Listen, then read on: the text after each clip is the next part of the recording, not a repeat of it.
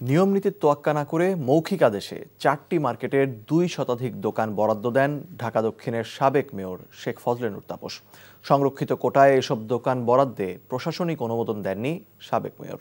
সঠিক প্রক্রিয়া না মেনে আর অনুমোদন ছাড়াই মেয়রের দপ্তরের অধিকাংশ কর্মকর্তা কর্মচারী সহ দোকান বাগিয়েছেন আওয়ামী লীগের নেতারা। মানা হয়নি কোটার নিয়মও।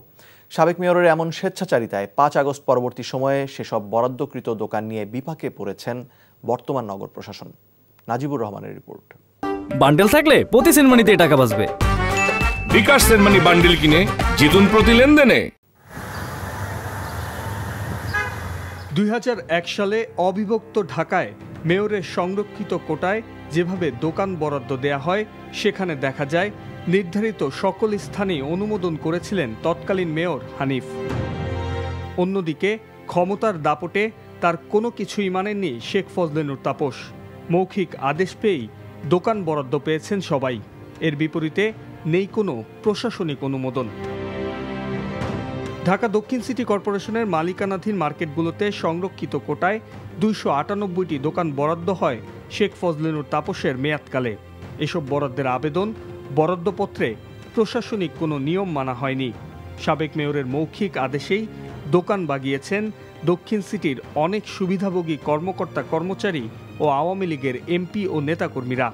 অনুসন্ধানে দেখা যায় সাবেক মেয়রের অফিস স্টাফ খোরশেদ আলম দোকানের আবেদন করেছেন, যেখানে তার ছবি সংযুক্ত করেননি, এমনকি তৎকালীন মেয়রের কোনো অনুমোদনও নেই। যথাযথ প্রক্রিয়া অনুসরণ করেননি তৎকালীন কর্মকর্তারা। এ ঘটনাকে নিয়মের ব্যত্যয় বলছেন দক্ষিণ ঢাকার প্রধান নির্বাহী কর্মকর্তা।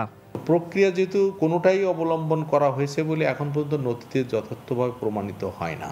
মৌখিক নির্দেশনায় এটা হয়েছে বলে অনেকে বলছে। যদি সেটাই হয়ে থাকে তাহলে আমরা মনে করি যে যারা এর সঙ্গে সংশ্লিষ্ট তারা যথাযথ কাজটা সঠিক করেনি।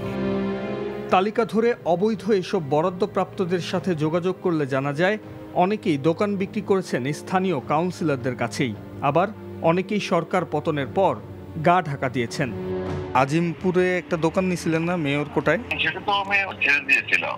ওইটা কি বিক্রি করে দিছিলেন? জি জি জি। কার কাছে বিক্রি করছেন? তৎকালীন ওই সময় যে কাউন্সিল ছিল মানিকের কাছে, তো মানিক কোন আরেকজনের সাথে কি করেছেন। মেয়রের লিখিত অনুমোদন ছাড়া কিভাবে দোকান বরাদ্দ নিশ্চিত হয়েছে সেই জবাব দেন তৎকালীন প্রধান রাজস্ব কর্মকর্তা আরিফুল হক। মেয়র কাছ থেকে কনসেন্ট নেওয়ার পরেই এটা তারা কিনেছে।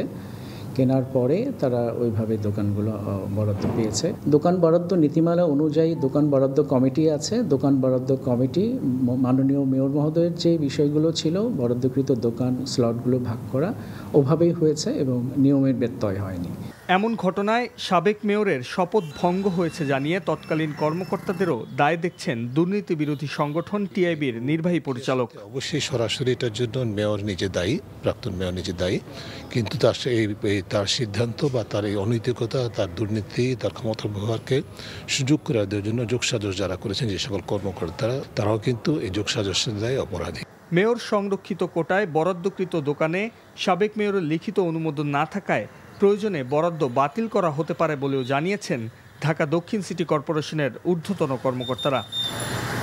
Najibur Rahman, NTV news, Dhaka. Bundle থাকলে প্রতি সেনমানিতে টাকা বাঁচবে। বিকাশ সেনমানি বান্ডেল কিনে জিতুন প্রতি লেনদেনে।